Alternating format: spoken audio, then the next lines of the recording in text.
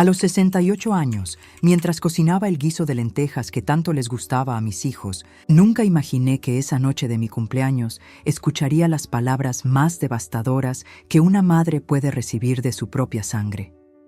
Había pasado toda la tarde en la cocina de mi casa en Salto, preparando cada plato con el mismo amor de siempre. Emilio llegaría con su esposa Patricia y Marta con su marido Roberto. Después de 2 años viudo, sin Carlos a mi lado, estos momentos familiares se habían vuelto mi único refugio. Puse la mesa con el mantel bordado que había hecho durante mis años como costurera, encendí las velas y esperé con el corazón lleno de ilusión. Pero antes de continuar, asegúrate de estar suscrito al canal y escribe en los comentarios desde dónde estás viendo este video. Nos encanta saber hasta dónde llegan nuestras historias. Mi nombre es Esperanza, tengo 70 años y lo que estoy a punto de contar cambió mi vida para siempre. Esta es una historia que te va a estremecer tanto como me destrozó a mí. Cuando llegaron, noté algo extraño en sus miradas. Patricia evitaba mis ojos, Roberto parecía incómodo, pero Emilio, mi hijo mayor, tenía una expresión que no le había visto jamás. Durante la cena apenas hablaron. Yo intentaba animar la conversación, preguntando por los nietos, por sus trabajos, llenando ese silencio pesado que se había instalado en mi mesa. Fue cuando traje el postre que Emilio se puso de pie y alzó su copa. Pensé que sería un brindis de cumpleaños, como tantas veces había hecho su padre, pero lo que salió de sus labios me congeló la sangre. Mamá, dejemos de mentir. Los 3 te odiamos. Ojalá te mueras pronto y nos dejes en paz. El silencio que siguió fue ensordecedor. Marta no protestó. Roberto asintió. Patricia me miró con una sonrisa fría que nunca le había visto. Mi mundo se desplomó en ese instante. Salí destrozada de mi propia casa, sin rumbo, caminando por las calles oscuras de Salto, con el alma hecha pedazos. Pero esa noche que pasé bajo las estrellas no fue de lágrimas. Fue de una metamorfosis helada que ellos jamás vieron venir. Al amanecer, recordé las últimas palabras que Carlos me había susurrado en el hospital, palabras que pensé que nunca tendría que usar. Las palabras de Carlos regresaron a mi memoria con la claridad de una campanada. Esperanza, me había dicho con voz ronca desde esa cama de hospital. Si algún día nuestros hijos muestran su verdadero rostro, recuerda que el notario Fernández tiene instrucciones muy específicas. Todo, absolutamente todo, está a tu nombre. Tú decides quién merece qué. En ese momento, aferrada a su mano que se enfriaba, pensé que Carlos deliraba por los medicamentos. ¿Cómo iban mis propios hijos a traicionarme? Emilio, mi primogénito responsable. Marta, mi hija dulce. Jamás imaginé que 2 años después, en mi propia cocina, escucharía esas palabras venenosas. Los 3 te odiamos. Ojalá te mueras pronto. Pero ahora, caminando por las calles vacías de Salto con el corazón destrozado, comprendí que Carlos había visto lo que yo me negaba a aceptar. Recordé las miradas de hastío cuando les servía la comida, los suspiros de impaciencia cuando les contaba mis días solitarios, las excusas constantes para no visitarme. Roberto, mi yerno, riéndose mientras Emilio pronunciaba su cruel sentencia. Patricia, mi nuera, sonriendo con satisfacción mal disimulada. Y Marta, mi propia sangre, permaneciendo en silencio cómplice. 40 años de matrimonio dedicados a construir un patrimonio que creían conocer. La costurería que mantuve durante décadas, cada peso ahorrado centavo a centavo, las propiedades que Carlos había registrado cuidadosamente. El negocio familiar que generaba más dinero del que ellos imaginaban, todo legalmente mío, esperando el momento preciso para revelar quién realmente controlaba su cómoda existencia. Al llegar a casa, tomé el teléfono con manos temblorosas, pero por primera vez en años, no de miedo sino de una determinación helada que me sorprendió. Marqué el número de mi abogado, don Aurelio Mendoza, un hombre que había conocido a Carlos desde joven y que había manejado discretamente nuestros asuntos durante décadas. Mi voz sonó más firme de lo que esperaba cuando le pedí que viniera a casa esa misma noche. «Es urgente», le dije, y algo en mi tono debió convencerlo porque aceptó inmediatamente. Mientras esperaba, me senté en la cocina donde había preparado esa cena con tanto amor apenas unas horas antes. Los platos sucios seguían apilados en el fregadero, testimonio silencioso de la traición que había vivido. Observé cada resto de comida, cada copa manchada con vino, y una claridad extraña comenzó a instalarse en mi mente. No era la primera vez que mis hijos mostraban esa frialdad calculadora. Recordé la Navidad pasada, cuando Emilio había preguntado casualmente sobre mis cuentas bancarias. Y el comentario de Marta 3 meses atrás sobre lo grande que es esta casa para una sola persona. Patricia siempre revisando mis facturas con esa sonrisa falsa, preguntando si necesitaba ayuda con mis finanzas. Roberto sugiriendo que sería más cómodo si me mudara a un lugar más pequeño. Señales que había interpretado como preocupación, cuando en realidad eran evaluaciones de mi valor neto. Cuando don Aurelio llegó, traía consigo una carpeta de documentos que reconocí inmediatamente. El testamento de Carlos, sus últimas voluntades que él había insistido en mantener en secreto absoluto hasta después de su muerte. Esperanza, me dijo el abogado con voz grave. Creo que ha llegado el momento de que usted ejerza completamente los derechos que Carlos le otorgó. Él ya sospechaba que esto podía pasar. Abrió la carpeta y comenzó a mostrarme documentos que detallaban el verdadero alcance de mi poder. No solo era propietaria absoluta de la casa, las cuentas y el negocio familiar. Carlos había estructurado todo de manera que yo controlara cada peso que mis hijos creían tener asegurado. La sospecha de que había muchos más, secretos por descubrir, comenzó a crecer en mi mente como una semilla que germinaba en tierra fértil. Esa noche, caminando sin rumbo por las calles vacías de Salto, los recuerdos comenzaron a emerger como fantasmas que había mantenido enterrados durante décadas. La frialdad del viento nocturno no se comparaba con el hielo que sentía creciendo en mi pecho, mientras cada imagen del pasado cobraba un nuevo significado. Recordé las Navidades de los últimos 10 años. Emilio siempre llegaba tarde, con Patricia al brazo, revisando su teléfono mientras yo servía la cena que había preparado desde el amanecer. «Mamá, el pavo está un poco seco», decía él sin levantar la vista, mientras Patricia sonreía con esa mueca que ahora reconocía como pura falsedad. Marta, por su parte, se quejaba de que la mesa no estaba como antes, cuando Carlos aún vivía. «Es que sin papá ya no se siente igual», repetía cada año, como si yo fuera invisible. Las promesas rotas se agolparon en mi memoria como puñaladas certeras. «Te vamos a llevar a conocer Montevideo, mamá», me había dicho Emilio 3 años atrás. Nunca pasó. «Vamos a arreglar el techo de tu cuarto», prometió Roberto el invierno pasado mientras yo colocaba baldes para recoger el agua de las goteras. Jamás volvió a mencionarlo. «Deberías mudarte a algo más chico, más fácil de mantener», sugería Marta cada vez que venía, mirando las paredes de la casa que Carlos y yo construimos ladrillo a ladrillo. Pero el recuerdo que me partió el alma fue el del último día de la madre. Había preparado mi famoso asado con cuero, el mismo que a Carlos le encantaba. Esperé desde las 12 hasta las 4 de la tarde. Emilio llegó con una excusa sobre el tráfico.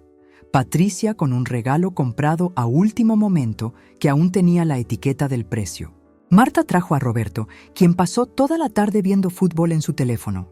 Comieron rápido, apenas hablaron conmigo, y se fueron antes de las 6. «Tenemos que llevar a los chicos al cine», mintió Emilio. Los vi desde la ventana parados en la esquina durante 10 minutos, riéndose de algo en sus teléfonos antes de subir al auto. Ahora entendía que nunca fui su madre. Fui su sirvienta, su cocinera, su lavandera. La mujer que mantenía la casa funcionando mientras ellos hacían sus vidas. La que guardaba silencio cuando llegaban borrachos. La que nunca les cobró un peso por la comida. La que les planchó la ropa hasta que se casaron y siguió haciéndolo después cuando tenían problemas. Cada sacrificio que había hecho brillaba ahora con la luz cruel de la verdad. Los turnos extras cosiendo para pagarle la universidad privada a Emilio. Las noches sin dormir cuidando a Marta cuando tuvo hepatitis. Los préstamos que pedí a mi nombre para el casamiento de cada uno. Dinero que nunca me devolvieron porque la familia no se cobra.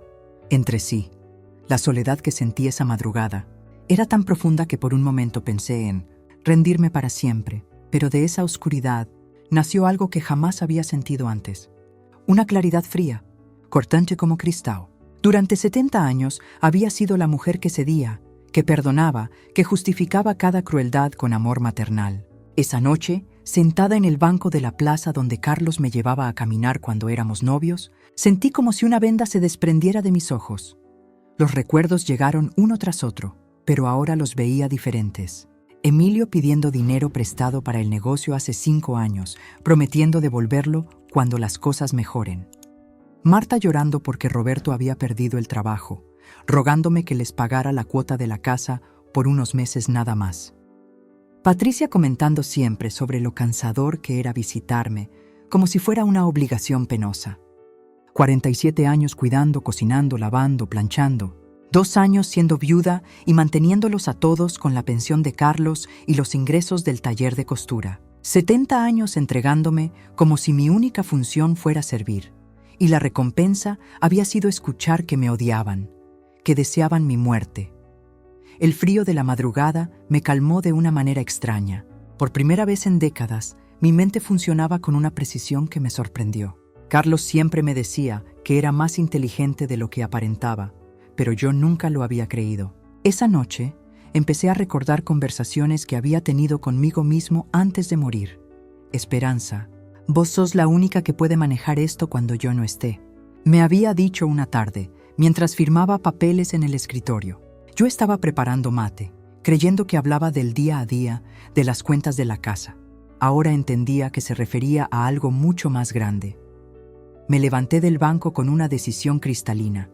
Iba a descubrir exactamente qué me había dejado mi esposo, y mis hijos iban a conocer a la verdadera Esperanza. La caminata hasta mi casa me dio tiempo para que las últimas piezas del rompecabezas se acomodaran en mi mente. En la penumbra de mi cuarto, abrí el cajón de mi mesa de luz con manos que ya no temblaban. Ahí estaba la carpeta amarillenta que Carlos me había entregado 3 meses antes de morir. Con esa mirada seria que ahora entendía completamente.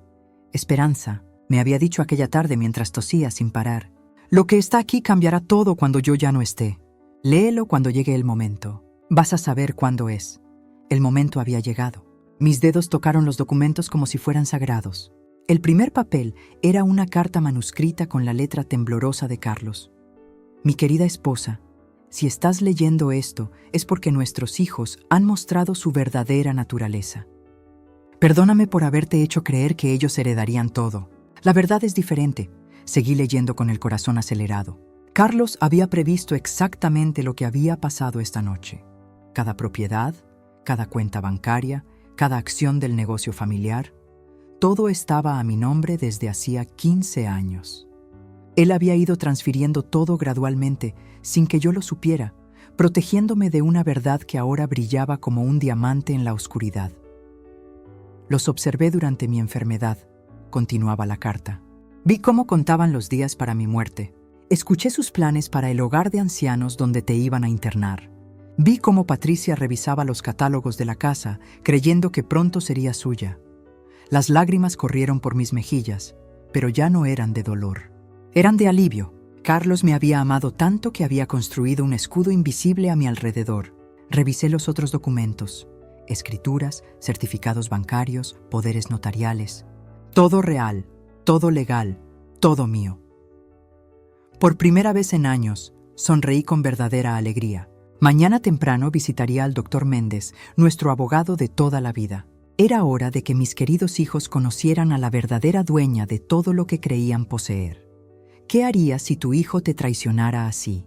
A las 8:30 de la mañana, empujé la puerta del Café La Esperanza, ese mismo donde Carlos y yo solíamos desayunar los domingos después de misa. El doctor Méndez ya me esperaba en la mesa del fondo, con su maletín de cuero gastado y esa sonrisa paternal que me tranquilizaba desde hacía 20 años. Esperanza, querida, te veo diferente, me dijo mientras me acomodaba en la silla. Tenía razón. Algo había cambiado en mí durante esa noche de desvelo. Doctor, necesito que revisemos todos los papeles de Carlos. Cada documento, cada cuenta, cada propiedad. Mi voz sonaba firme, sin el temblor de siempre cuando hablaba de números y asuntos legales. Él abrió su maletín y comenzó a sacar carpetas. ¿Recuerdas cuando tu esposo cambió el testamento hace 3 años? Te dijo que era por temas de impuestos, pero la verdad es que dejó todo, absolutamente todo, a tu nombre. Las cuentas del banco, las 3 casas donde viven tus hijos, el negocio textil, hasta las acciones de la empresa constructora. Sentí un hormigueo en las manos mientras él desplegaba documento tras documento, números que no había querido entender, firmas que había dado sin prestar atención, poderes que nunca supe que tenía. Esperanza, eres la dueña legal de un patrimonio de $2.800.000. Carlos desconfiaba del carácter de Emilio y Marta. Me lo dijo textualmente. Si algo me pasa, proteja a mi esposa de mis propios hijos. Las cifras danzaban ante mis ojos. La casa de Emilio en Punta Gorda, a mi nombre. El apartamento de Marta en Pocitos, mío también. Las tarjetas de crédito que usaban libremente, todas respaldadas por mis cuentas. ¿Puedo cancelar todo cuando quiera? Pregunté, sintiendo una energía extraña corriendo por mis venas. Con una simple llamada telefónica, Esperanza. Eres la única propietaria. Por primera vez en años, sonreí de verdad. Mis queridos hijos, que tanto deseaban mi muerte, habían estado viviendo de mi generosidad sin saberlo. Ahora entendía por qué Carlos había sido tan insistente con todos esos papeles que me hizo firmar durante su enfermedad. El plan comenzaba a dibujarse en mi mente, claro como el agua del río Uruguay. La mañana siguiente, encontró mis pensamientos más claros que nunca. Me serví café en la taza de porcelana que Carlos me había regalado en nuestro primer aniversario y me senté en mi mesa de cocina. Esa que había visto tantas conversaciones familiares, tantas mentiras disfrazadas de preocupación. Pensé en todos esos años como costurera, levantándome antes del amanecer para terminar vestidos de novia, trabajando hasta altas horas con quinceañeras caprichosas, soportando clientas que regateaban cada peso. Mientras Emilio y Marta dormían plácidamente, yo cosía a mano los bordados más delicados, porque esos detalles eran los que me permitían cobrar más. Cada peso que ganaba lo dividía en secreto. Una parte para los gastos del hogar que Carlos creía que él cubría completamente, otra para las cosas de los chicos que nunca supieron de dónde salían, y siempre, una porción que guardaba en mi cuenta personal. La cuenta que abrí el día que nació Emilio, cuando una vecina me dijo: Esperanza, una mujer siempre necesita algo propio, por si acaso. Carlos lo sabía. Durante su enfermedad, mientras revisábamos papeles en esta misma mesa, me tomó las manos con ternura. Vos fuiste más inteligente que yo, me había dicho. Yo construí el negocio, pero vos construiste la independencia. Por eso todo tiene que quedar en tus manos, porque vos sabés lo que es ganar cada peso con esfuerzo. Recordé esas noches cuando los chicos eran adolescentes, cuando me pedían dinero para salidas que Carlos consideraba excesivas. Mamá, vos siempre tenés algo guardado, decía Marta con esa sonrisa manipuladora que ahora reconocía perfectamente. Y yo les daba, creyendo que era generosidad maternal. Nunca fue amor lo que recibí a cambio. Fue la comodidad de saber que tenían una proveedora silenciosa. 43 años de trabajo. $250.000 americanos en mi cuenta personal, más las propiedades que Carlos puso a mi nombre, más las acciones del negocio que solo el abogado y yo conocíamos. Todo construido peso a peso, mentira tras mentira que ellos me hicieron creer sobre mi propia incapacidad. El poder que había, acumulado sin darme cuenta, ahora me otorgaba una valentía que jamás supe que poseía. Durante las siguientes semanas, empecé a activar una red que había estado tejiendo sin siquiera darme cuenta. Cada nombre en mi agenda telefónica representaba una conexión valiosa. La secretaria del abogado Martínez, quien me había ayudado con los trámites de la herencia de Carlos. Doña Carmen, mi antigua jefa del taller de costura, que ahora manejaba contactos en toda la ciudad. Mi comadre Elena, casada con un contador que conocía cada movimiento financiero de las familias importantes de Salto. Llamé primero a Carmen. Esperanza, querida, hacía tiempo que no sabía de ti, me dijo con esa calidez que siempre la caracterizó. Le expliqué que necesitaba información sobre ciertas cuentas bancarias y propiedades. Carmen no hizo preguntas. Simplemente me dijo: dame los nombres y en 2 días tenés todo. Esa era la diferencia entre las relaciones genuinas que había construido y los vínculos familiares que creía tener. Elena fue aún más directa. Esperanza, vos sabés que Pablo conoce todos los números de esta ciudad. Si querés mover algo o paralizar algo, él sabe cómo hacerlo sin que nadie se entere hasta que sea demasiado tarde. Su esposo Pablo había llevado la contabilidad de Medio Salto durante 30 años. Su discreción era legendaria, pero su lealtad hacia quienes se la ganaban, inquebrantable.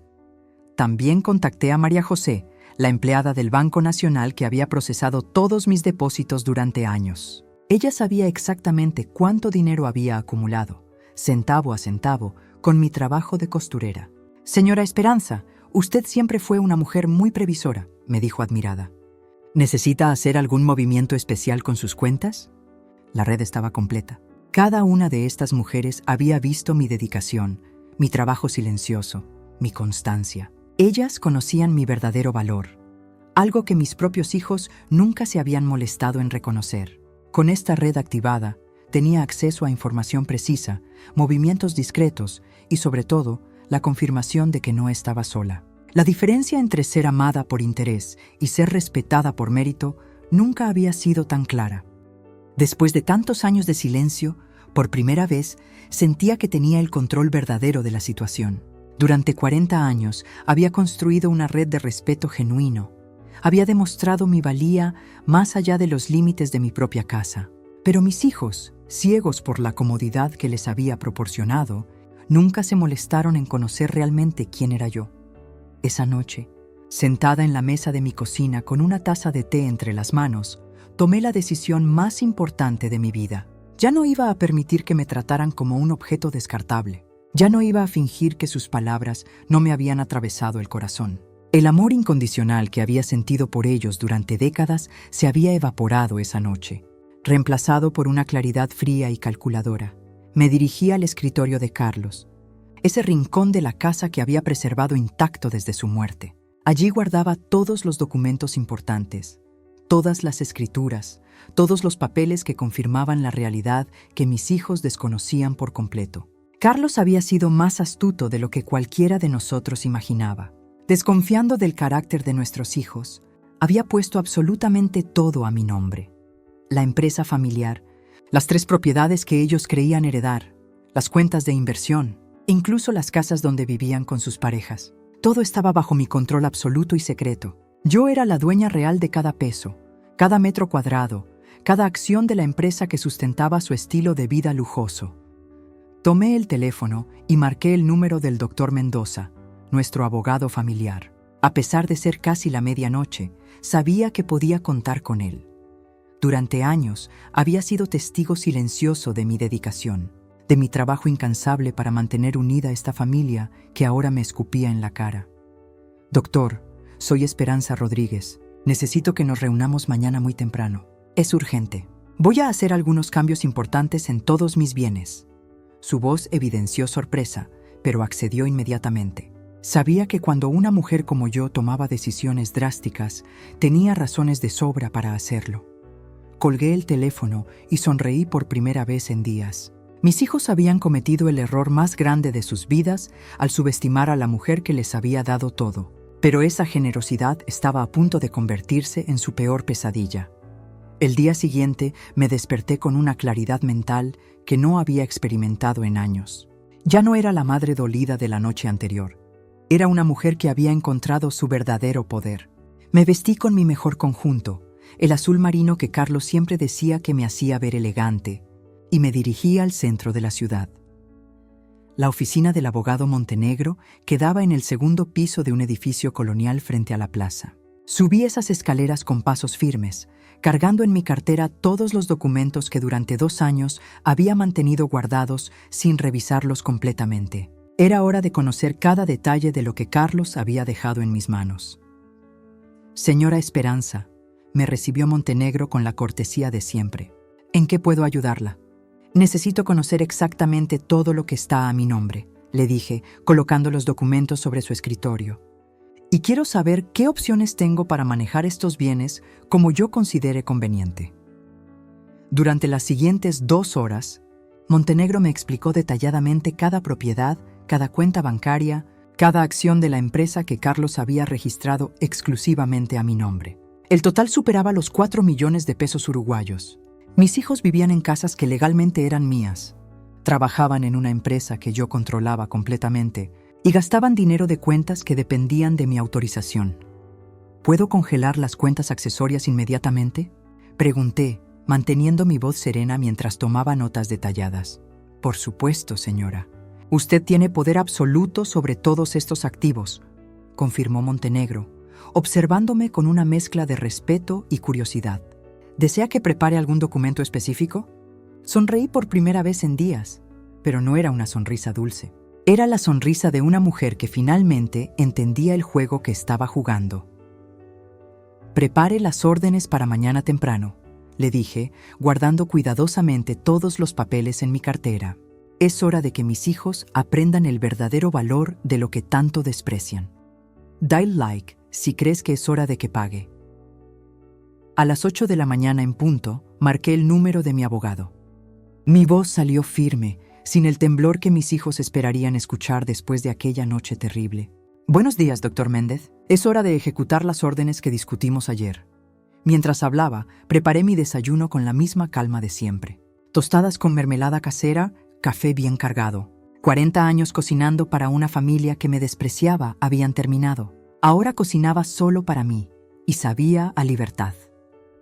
«Proceda con el congelamiento inmediato de las cuentas», le dije, mordiendo mi tostada. La cuenta corriente de Emilio en el Banco República.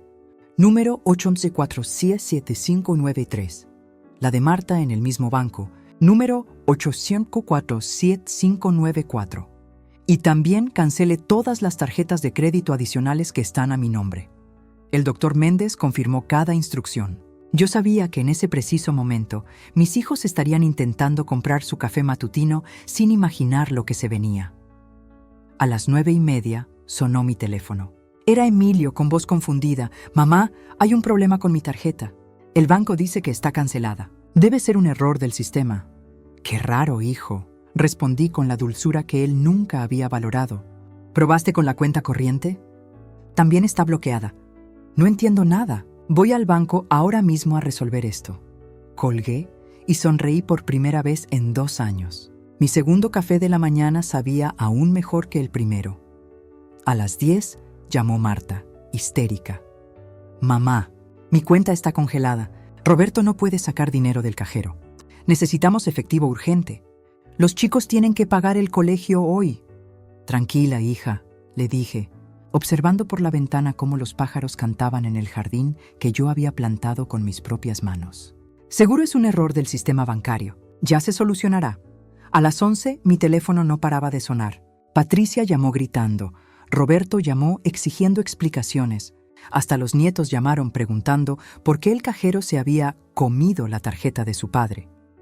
Yo seguí con mi rutina normal, regando mis plantas, limpiando mi casa, sintiendo cómo el poder que siempre había sido mío comenzaba a manifestarse. Mis hijos empezaban a darse cuenta de que algo no andaba bien. Al mediodía, Emilio apareció en mi puerta. No tocó el timbre como siempre había hecho. Usó su llave como si nada hubiera cambiado. Lo escuché caminar por mi casa con esa pisada fuerte que había heredado de su padre, pero sin la elegancia de Carlos. Cuando llegó a la sala, yo estaba sentada en mi sillón bordando, como si fuera cualquier martes común. «Mamá, tenemos que hablar», dijo con esa voz que usaba cuando creía tener el control. «¿Qué está pasando con las cuentas? Patricia no puede ni comprar comida». Levanté la vista de mi bordado. Por primera vez en 45 años de ser su madre, lo miré sin amor incondicional. Solo vi a un hombre de 46 años que nunca había trabajado realmente, que vivía de la herencia que él creía suya por derecho divino. «Siéntate». «Emilio», le dije con una calma que me sorprendió a mí misma. «No me voy a sentar. Quiero respuestas. El banco dice que las cuentas están congeladas por orden tuya. ¿Cómo es posible eso si papá nos dejó todo a nosotros?» Me puse de pie lentamente. A mis 70 años me sentía más fuerte que nunca. «Tu padre no les dejó nada a ustedes. Me lo dejó todo a mí. Cada peso, cada propiedad, cada acción de la empresa». Su cara cambió. La arrogancia se transformó en confusión, después en pánico. «Eso es mentira. Papá siempre dijo que la empresa era para los hijos». «Tu padre decía muchas cosas, hijo, pero cuando llegó el momento de firmar papeles legales, solo confió en una persona». Caminé hacia el escritorio donde guardaba los documentos. ¿Sabes por qué? Porque 2 años antes de morir, te escuchó hablando por teléfono con Marta, planificando cómo venderían la empresa apenas él muriera, discutiendo si era mejor mandarme a un geriátrico o simplemente darme una mesada mínima. Emilio se quedó mudo. Sus manos temblaban ligeramente. «Desde ayer por la mañana, oficialmente, ustedes no tienen nada. Las casas que creían suyas están a mi nombre. Los autos, las cuentas, todo. Mi voz sonaba tan serena que me daba miedo a mí misma. La empresa familiar se vende mañana. La mirada de Emilio se transformó en algo que nunca había visto antes en él. El impacto de mis decisiones no tardó en extenderse más allá de las 4 paredes de mi casa. Para el mediodía, todo Salto sabía que los hijos de Esperanza habían perdido su sustento de la noche a la mañana. El rumor corrió como pólvora por el mercado, las peluquerías y las esquinas donde las señoras se reunían a tomar mate. ¿Viste que a los Herrera les cortaron todo?, susurraba doña Carmen en la carnicería. Dicen que la madre los dejó en la calle después de años manteniéndolos como reyes.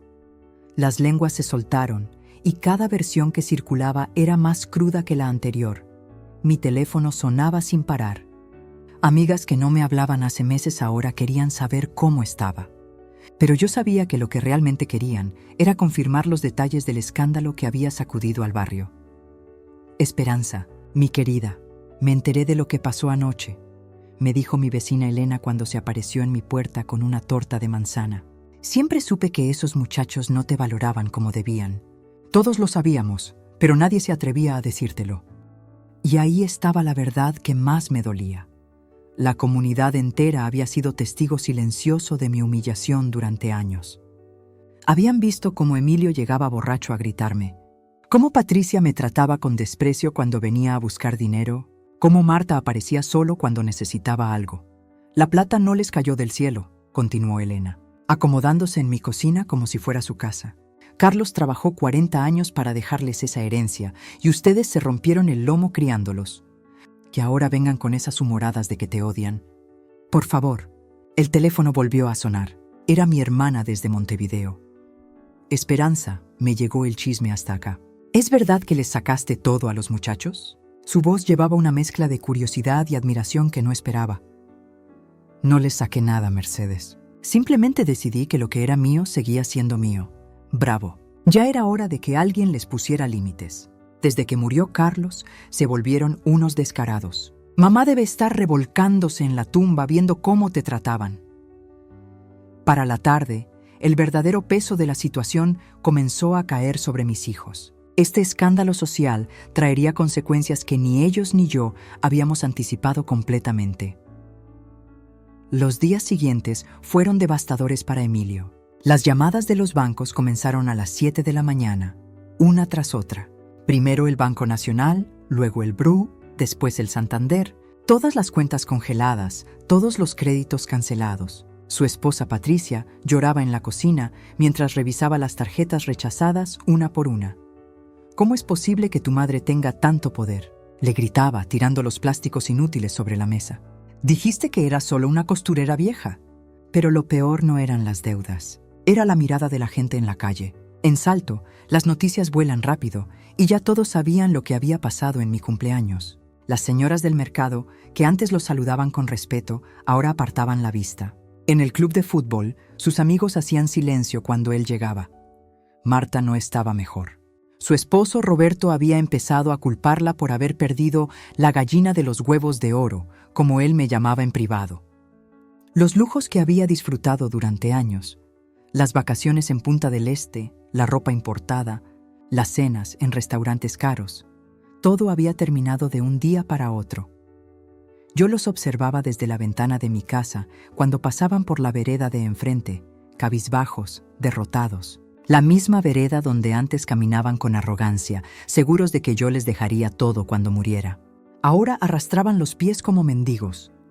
El colmo llegó cuando Emilio apareció en la puerta de mi casa. Ya no el hombre altanero que me había deseado la muerte, sino un fantasma demacrado con ojeras profundas. «Mamá», murmuró con voz quebrada, «tenemos que hablar». Lo miré desde el marco de mi puerta sin invitarlo a pasar. 40 años cuidándolo, alimentándolo, sacrificándome por él, y ahora venía arrastrándose porque necesitaba mi dinero. ¿Ahora soy tu mamá?, le pregunté con una calma que me sorprendió incluso a mí. Hace una semana querías que me muriera para quedarme en paz. Sus ojos se llenaron de lágrimas de desesperación, pero ya no había vuelta atrás. La humillación pública, la ruina económica y el desprecio de la comunidad eran apenas el comienzo de lo que tendría que enfrentar. Lo miré por última vez desde el umbral de mi casa, esa misma casa donde él había crecido, donde había corrido por los pasillos cuando tenía 5 años gritando «Mami, mami» cada vez que se lastimaba. Ahora ese mismo niño, convertido en un hombre de 45 años, me suplicaba con los ojos enrojecidos y las manos temblorosas. «Por favor, mamá», insistía, «sé que cometí errores, pero soy tu hijo». «Hijo», repetí la palabra como si fuera extranjera en mi boca. Un hijo no le desea la muerte a su madre en su cumpleaños. Un hijo no dice que la odia frente a toda la familia. Mi voz salía serena, controlada. Nada que ver con la mujer destrozada que había salido de esa misma casa hace apenas 2 semanas. Cerré la puerta suavemente. No hubo portazo dramático, no hubo gritos. Solo el clic definitivo de la cerradura que sellaba 40 años de una maternidad mal agradecida. Desde la ventana lo vi caminar hacia la calle, encorvado como un anciano. Subirse a un auto que ya no era el Mercedes que conducía antes, sino un Corolla prestado que apenas arrancaba. Marta había llamado 3 días antes, llorando por teléfono. «Mamá, Roberto me dejó». Se llevó las joyas, vació nuestra cuenta de ahorros y se fue con una secretaria de 25 años. Su voz sonaba igual que cuando tenía 8 años y venía a contarme que las niñas del colegio no querían jugar con ella. Pero esta vez no había consuelo de mi parte. Esta vez solo hubo silencio al otro lado de la línea. «¿Mamá? ¿Estás ahí?», preguntaba con desesperación creciente. Sí, estaba ahí, más presente y más lúcida que nunca en mis 70 años. Pero ya no era la mamá que solucionaba todos los problemas, la que abría la billetera, la que ofrecía su casa como refugio incondicional. Patricia había venido a buscarme la semana anterior.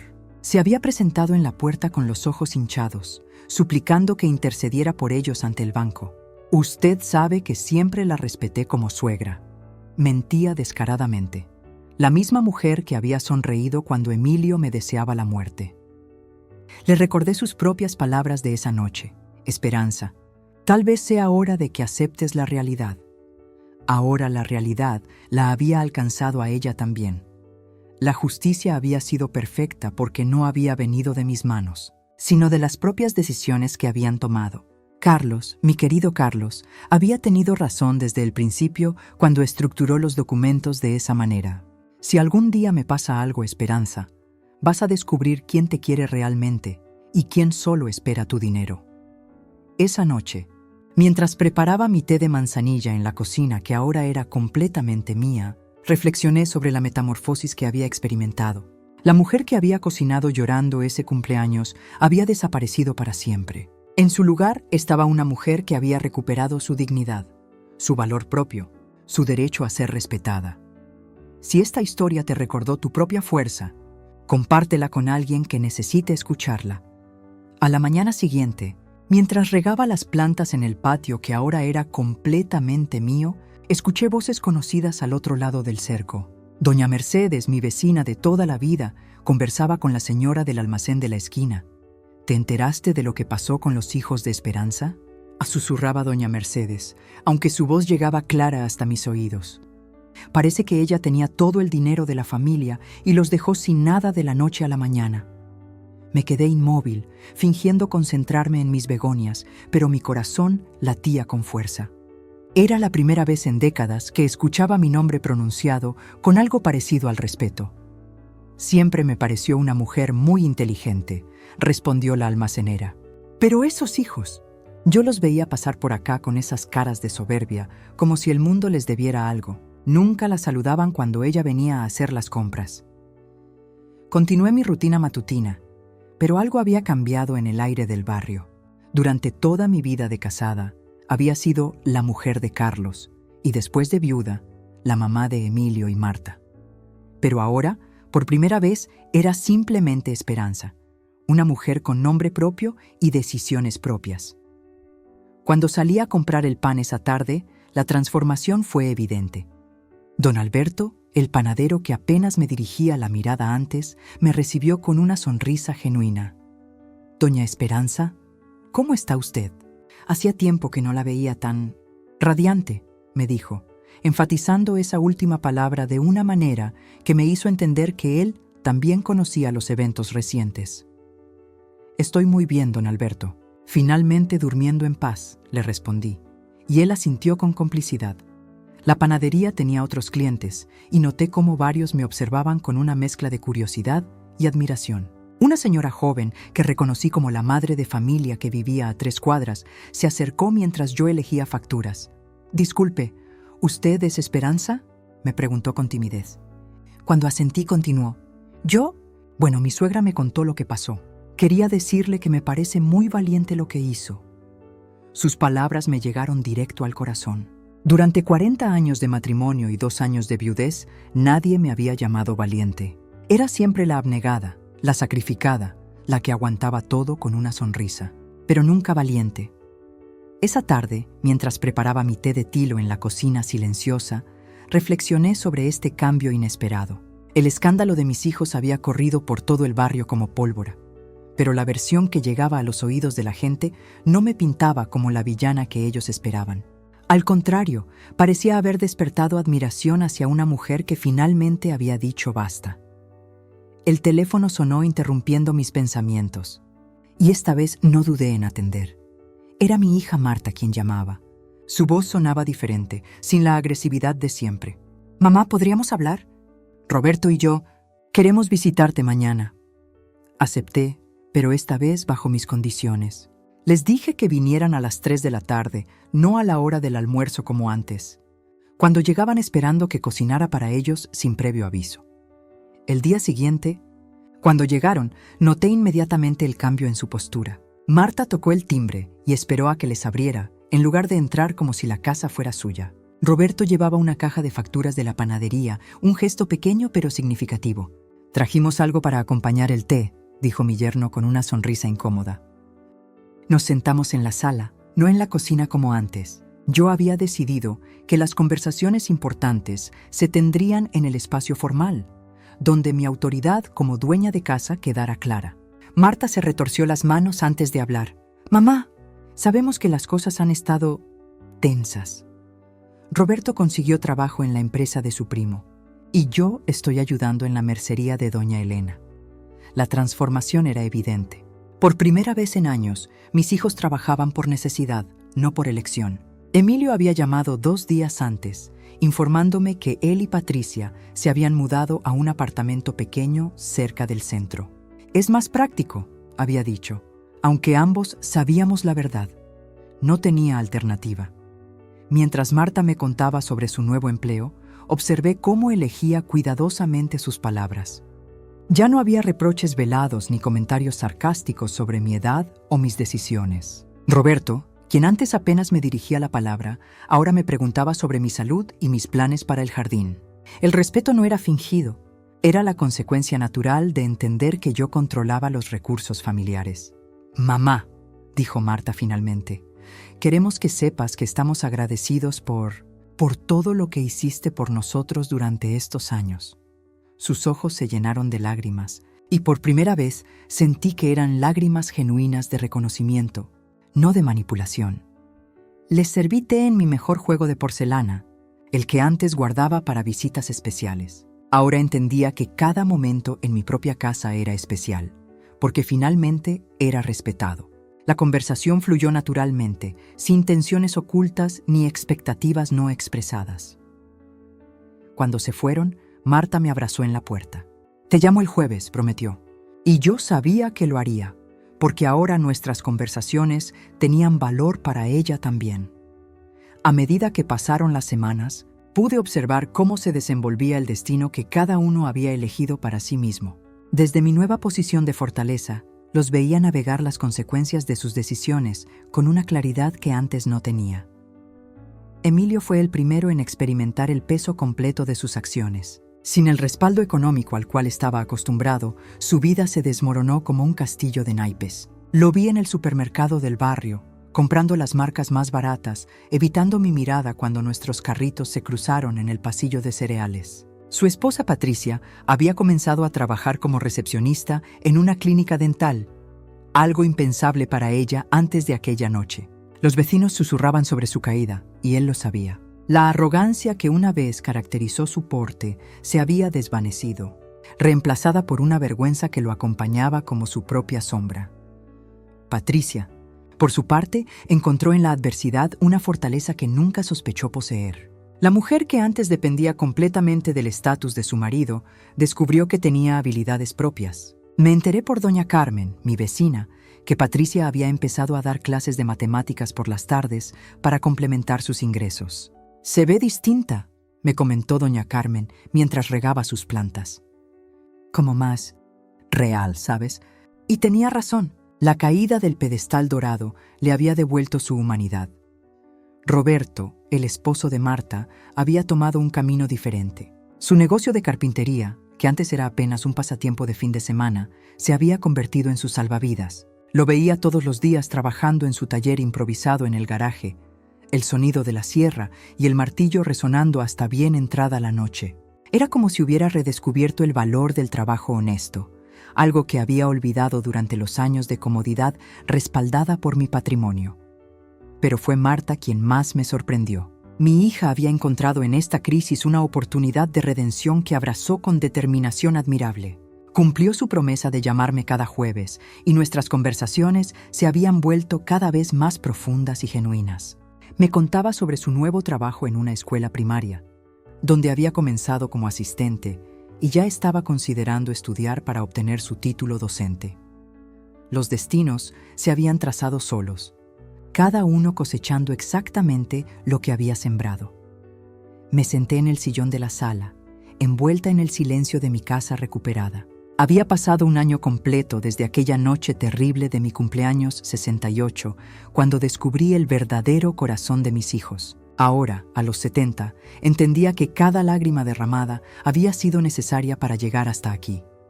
Miré mis manos arrugadas sobre el regazo. Estas mismas manos que cosieron durante décadas para mantener a mi familia, que prepararon miles de comidas que nadie agradeció, que limpiaron vómitos y curaron heridas de niños que crecieron para despreciarme. Pero también fueron estas manos las que firmaron los papeles que cambiaron todo, las que devolvieron la justicia donde había reinado el abuso. Carlos siempre supo que esto podía pasar. Mi difunto esposo conocía el carácter de nuestros hijos mejor que yo. Por eso dejó todo a mi nombre con poder absoluto. Esperanza, me había dicho semanas antes de morir, tú eres la única que merece decidir el destino de lo que construimos juntos. En aquel momento pensé que exageraba, que el amor de madre podía con todo. Qué equivocada estaba. El amor verdadero, descubrí, no significa permitir que te pisoteen. Durante 40 años de matrimonio aprendí que amar es también saber cuándo decir basta. Emilio tuvo que perder su casa para entender el valor del respeto. Roberto necesitó trabajar en construcción para comprender lo que significa el esfuerzo. Patricia aprendió a cocinar para sus propios hijos cuando ya no tuvo quien la sirviera. Pero Marta, mi hija, me demostró que las personas pueden cambiar. Su transformación genuina me enseñó que el amor toma formas diferentes. A veces es refugio, otras veces es tempestad necesaria. Cuando actué con firmeza aquella madrugada, no lo hice por venganza, sino por dignidad. Una mujer de 70 años merece respeto, no lástima ni manipulación. Recordé las palabras crueles de Emilio. Los tres te odiamos, ojalá te mueras pronto. Esas palabras fueron el martillo que rompió las cadenas de mi amor incondicional. El dolor se volvió claridad, la traición se convirtió en liberación. Ahora sabía que elevar mi propia voz había sido la decisión más importante de mi vida. En mi búsqueda de respeto, había impactado no solo a quienes me rodeaban, sino a mí misma. Esta sabiduría, forjada en el fuego de la traición y templada en las lágrimas de la justicia, tenía un valor que trascendía mi propia historia. Me paro frente al espejo del dormitorio que antes compartí con Carlos y veo a una mujer que hace 2 años jamás imaginé que podría llegar a ser. La esperanza de entonces cargaba con 40 años de servir, de callar, de anteponer las necesidades de todos a las propias. Esta esperanza que me devuelve la mirada tiene los ojos firmes de quien conoce su propio valor. Toco la superficie fría del cristal y susurro: «Hola, mujer fuerte». Porque eso es lo que soy ahora. No fue la fortuna que Carlos me dejó lo que me empoderó, aunque sin duda me dio las herramientas. Fue descubrir que siempre tuve el poder de elegir, solo que había elegido el silencio por amor. Un amor que, comprendo ahora, no era correspondido con respeto. El teléfono suena. Es Marta. Su voz tiembla al otro lado. «Mamá, ¿podríamos conversar?» Han pasado 8 meses desde que sus cuentas se congelaron, desde que perdieron las casas, desde que el negocio se vendió. 8 meses en los que han tenido que aprender lo que significa ganarse la vida sin privilegios heredados. Por supuesto, hija, respondo con serenidad genuina, porque mi justicia nunca fue destruir por destruir. Fue enseñar lo que significa el respeto a través de la ausencia de comodidades no ganadas. Camino por mi casa, esa misma donde hace 2 años me dijeron que se alegraran de mi muerte. Ahora es verdaderamente mi santuario. Cada rincón respira la paz de una mujer que recuperó su dignidad. En la cocina donde tanto cociné para ingratos, ahora preparo comidas solo cuando quiero, para quien quiero. El jardín que antes cuidaba como obligación, ahora lo cultivo como meditación. Cada rosa que florece es un recordatorio de que la belleza surge cuando se planta en tierra fértil, regada con amor propio. He aprendido que el empoderamiento verdadero no es venganza fría, es claridad caliente. Es mirarte al espejo y reconocer que mereces respeto simplemente por existir. Es entender que poner límites no te convierte en mala persona, sino en persona completa. A las mujeres que me escuchan, que tal vez están viviendo su propio despertar tardío, les digo, nunca es demasiado tarde para reclamar tu valor. El amor sin respeto es manipulación disfrazada. Tu bondad no debe ser sinónimo de tu invisibilidad. Hoy, a los 70 años, vivo cada día como la mujer que siempre debí ser, plena, respetada y libre.